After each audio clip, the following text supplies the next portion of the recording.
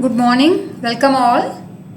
Hope you must have enjoyed our first video lecture related to SS.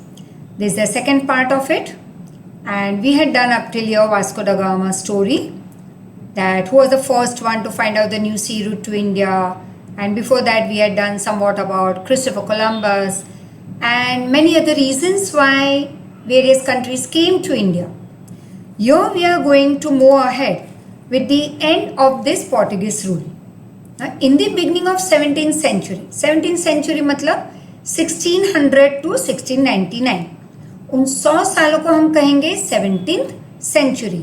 जैसा अभी 21st century चल रही है, तो हम लिखने में हमारा ईयर क्या लिख रहे हैं? 2001, 2002, 2003, अभी जो चल रहा है 2020, वैसे हम कहते हैं कि 21st century, तो वो स्टार्ट होगा 2000 टू 2099. वैसे 17th सेंचुरी स्टार्ट हुआ था, तो हम बोलेंगे 1600 टू 1699. तो ये 17th सेंचुरी के कहीं पे स्टार्टिंग में पोर्टुगीज ने अपना बिजनेस कहाँ तक एक्सपांड या फैला दिया था? टिल बंगाल. अब उस टाइम पूरे इंडिया का रूलर कौन था? Mughal emperor Shahjahan, who ruled India from Delhi. अब उनका जो सूबेदार था इंचार्ज, जो बंगाल का था सूबेदार, उन्होंने शाहजहां को कंप्लेन की कि पोर्टुगीज का बिहेवियर कुछ ठीक नहीं है इन बंगाल. दस the fort of Hooghly was destroyed. और हुगली जो कलकत्ता में है बंगाल में, तो उसे डिस्ट्रॉय कर दिया गया. And the ships of Portuguese were burned as per the order of Shahjahan. In this way Portuguese rule came to an end. हाँ, लेकिन थोड़ी बहुत जगह पे उन्होंने हमें इंडिपेंडेंस मिला तब तक वो रूल करते रहे, like Daman and Goa. Indeed पूरी इंडिया को इंडिपेंडेंस मिल गई थी 47 में, but there were some small small regions which got independence in 1950s. तो ये थे पोर्टुगीज टोटली नहीं गए थे, थोड़ी बहुत जगह पे अभी भी उनका रूल जारी था, like Daman and Goa. Next, The Dutch. After 100 years of the arrival of Portuguese, मतलब 16th century के एंड में. अब 16th century मतलब क्या? तो और 100 years हम कैसे बोलेंगे? 1500 to 1599. तो 100 years of the arrival of Portuguese. After that, at the end of 16th century मतलब कहीं पे 1590s में Dutch, now Netherlands, so Dutch of Holland came to India for business. Starting में मतलब इनिशियली उन्होंने फोर्स एस्टेब्लिश किए like Portuguese at Pulicat and Madras. Now उसको हम चेन्नई कहते हैं. They also establish a trading centre that is a business centre at Agra in 1663. Meanwhile, British also arrived in India. Dutch could not face this competition against the Britishers. तो Dutch को तो भागना ही पड़ा यहाँ से, वो फेस नहीं कर पाए ब्रिटिशर को. Then British interest in India. अब ब्रिटिशर को क्यों इंटरेस्ट था ज़्यादा इंडिया में? तो हुआ ये कि ड्यूरिंग द रेन मतलब rule of Queen Elizabeth of England in the year 1600 C, the British establish East India Company. अब ये तो मैंने पहले ही तुम्हें समझा दिया था कि ये है वेस्टर्न नेशन, यूरोपियन कंट्रीज, यहाँ पे है इंडिया, तो ये राइट में है, और ये है वेस्टर्न यूरोपियन कंट्रीज वेस्ट में, राइट.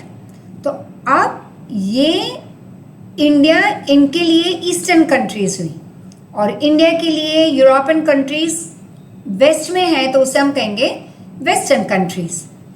तो अब जब भी ये वेस्टर्न कंट्रीज कोई भी आती, जैसे पोर्चुगीज आए या डच आए या ब्रिटिशर्स आए, फ्रेंच आए, उन्होंने अपने ईस्ट में इंडिया में जब अपनी कंपनीज एस्टेब्लिश की, तो उन्होंने नाम क्या दिया? East India company. अंडरस्टूड? इसलिए नाम बना ईस्ट. तो ब्रिटिशर ने अपनी कंपनी एस्टैब्लिश की, ब्रिटिश ईस्ट इंडिया कंपनी, इन 1600.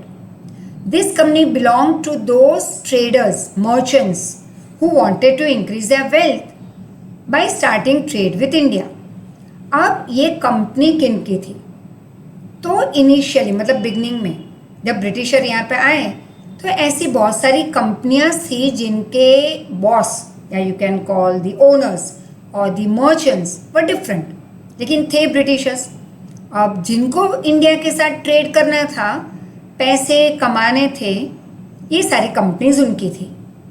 नाउ सबसे पहले ब्रिटिश शिप कहाँ पे अराइव हुई इंडिया में? सूरत में 1608। कैप्टन था W Hawkins. Captain of the ship he was the first Britisher to come in India. He met Jahangir, लेकिन परमिशन नहीं मिली जहांगीर से, तो वो वापस चले गए। फिर उसके बाद आए सर थॉमस रू, इंडिया में आए वो, उनको परमिशन मिली सूरत में बिजनेस स्टार्ट करने की। फिर later Delhi went in the hands of Shahjahan. अब पहले जहांगीर ने किसे ना कहा था? हॉकिंस को, कि आप हमारे साथ बिजनेस नहीं कर सकते, तो उनकी शिप लौट गई। लेकिन जब थोड़े साल के बाद सर थॉमस रू आए इंडिया में और सूरत आए, तो तब दिल्ली किसके हाथ में चला गया था? शाहजहां के। तो शाहजहां से परमिशन ली उन्होंने और शाहजहां ने परमिशन दे दी, तो ब्रिटिशर ने इस तरह से बिजनेस स्टार्ट किया। लेकिन सबसे पहले उन्होंने परमिशन कहाँ पे मिली उनको? बंगाल में। फ्रेंच आए बाद में। अब फ्रेंच ने भी नेचुरली वो यहाँ से यहाँ आए, तो उनके ईस्ट में था इंडिया, लेकिन कंपनी किसकी थी? फ्रेंच की, इसलिए नाम दिया फ्रेंच ईस्ट इंडिया कंपनी। अब वो आए 1664 में और अपनी कंपनी स्टार्ट की। उन्होंने भी फैक्ट्री स्टार्ट की सूरत में, मछलीपट्टनम, पुडुचेरी, अभी जो हम कहते हैं पौंडीचेरी को। Head of the French company was Joseph Francois Dupleix, famous as Dupleix. वे उनका हेड था उनकी कंपनी का। Who had a dream or a wish or you can say desire to expand Europe and rule in India. अब ये duplex का बड़ा सा ड्रीम क्या था कि यूरोप का रूल इंडिया में फैला दे। Thus French and British they stood in competition against each other to become the strongest European company. अब देखो, डच तो बेचारे कमजोर हो गए, भाग गए। पोर्टुगीज भी चले गए, द्वीप दमन में रह गए और गोवा में। लेकिन जब फ्रेंच आए तो फ्रेंच भी इतने ही स्ट्रांग थे। अब दोनों के बीच में कंपटीशन कि सबसे ज्यादा पावर किसके हाथ में रहे ट्रेडिंग का। देयर वर इन्यूमरेबल, मतलब बहुत सारे disputes, problems and battles, and finally naturally winner कौन था? ब्रिटिशर। तो फ्रेंच को भी जाना पड़ा, लेकिन पोर्टुगीज की तरह उनको छोटी मोटी जगह मिल गई रूल करने के लिए। So that is called, however French retained, that is had maintained their control over some business centers of Puducherry, Mahe and Chandranagar. Now British trade in Bengal.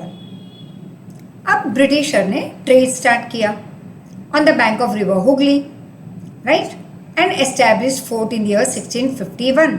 अब कौन सी सेंचुरी कहेंगे? 17th सेंचुरी के mid में। Once again British ने बंगाल में trade कैसे start किया?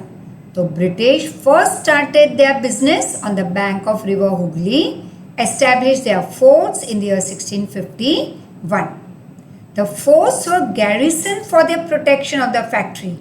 अब इन्होंने फोर्ट को कवर कर दिया ऊंची दीवारों से ताकि उनकी फैक्ट्रीज प्रोटेक्ट रहे, and got the permission from Mughal emperor Aurangzeb to do business without paying taxes against an annual payment.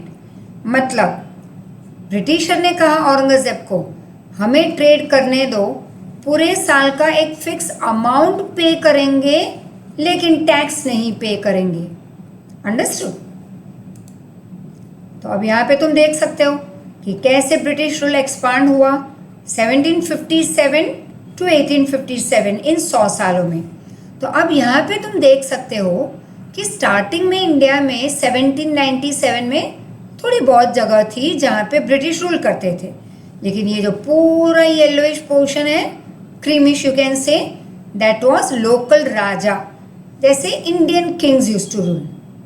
फिर अब आ जाओ 1840s में, तो 1840 तक उन्होंने आधा इंडिया खरीद लिया था, खरीदा नहीं था, आके बैठ ही गए थे, राइट। अब और आगे आ जाओ 1757, तो यहाँ तक तो उनका रूल मेजॉरिटी एरिया में फैल चुका था, क्लियर।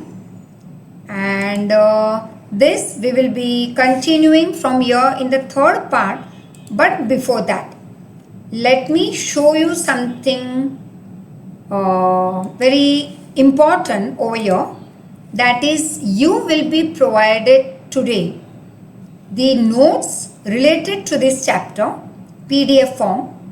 अब करना क्या है तुम्हें यहाँ पे, जैसे हमने जो चैप्टर जैसे ही कंप्लीट किया या कंप्लीट होने तक का, you will not have to wait, the part that we have done you will start learning those question answer, जैसे बैटल ऑफ बक्सर हमने किया, you are going to learn and put it down without looking in your notebook. फिर ये हमने किया है give reason, then Portuguese rule came to an end in Bengal, battle of Plassey, तो ये सारा कुछ तुम्हें लर्न करना है। 1 marker you will learn, and then there are some MCQs and fill-ups and true and false and few more some textual short answers. तो ये सारा कुछ तुम्हें लर्न करके लिखना होगा। Yes, objectives we will not, but the 2, 3, 4 marker you will learn and write it down. And one more thing interesting that you are going to do over here is, let's see one video over here. Vasco da Gama. Vasco da Gama was a Portuguese explorer who was commander of the first ships to sail from Europe to India. Vasco da Gama was born sometime between 1460 and 1469 in Sines on the southwest coast of Portugal. Little is known about Vasco da Gama's early life, but it is believed that he was a student of mathematics. On 8th July 1497, da Gama led a fleet of 4 ships with a crew of 170 men from Lisbon. The distance he and his crew travelled from Europe to Africa, India and back was greater than what it would have been around the equator.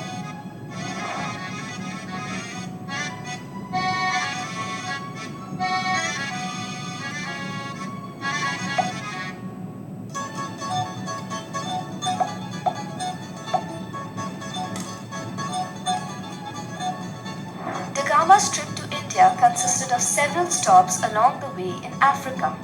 He also encountered problems from Muslim traders who did not want any interference with their already profitable trade routes. He finally reached Calicut on 20th May 1498. At first, Vasco da Gama and his trading was well received, but this only lasted a very short while. The king ordered him to pay a customs tax as would any other merchant. This strained the relations between the two. Da Gama left Calicut on August 1498. His expedition beat all expectations after he brought in cargo that was worth 60 times more than the cost of the expedition. He also took with him hostages which consisted of a few Nayars and 16 Mukova fishermen. When Vasco da Gama arrived in Lisbon in September 1499, after having lost half his crew to scurvy, he received a hero's welcome and was rewarded well by the king. He was also bestowed with the title of Admiral of the Indian. On the 12th of February 1502, da Gama led the 4th Portuguese Armada to India, consisting of 15 ships and 800 men, with the objective of enforcing Portuguese interests in the east. On this voyage, da Gama killed hundreds of Muslims, often brutally, in order to demonstrate their power. From this trip, he returned triumphantly with silk, gold, and an established settlement. Vasco was sent to India again in 1524 to replace an incompetent viceroy. He contracted malaria not long after arriving in Goa and died in the city of Cochin on Christmas Eve. The state of Goa and the city of Cochin still exhibits the cultural influence of the Portuguese, who landed as merchants and conquered these lands soon after. The Portuguese overseen territories of Goa existed for about 450 years before it was annexed by India in 1961. So with this, we stop our lecture over here, and the last and the final part of this chapter will be provided to you in the next lecture, along with one such movie, a short movie, which will make it easier for you to understand this chapter. So revise the chapter on and learn the question answers. Thank you so much.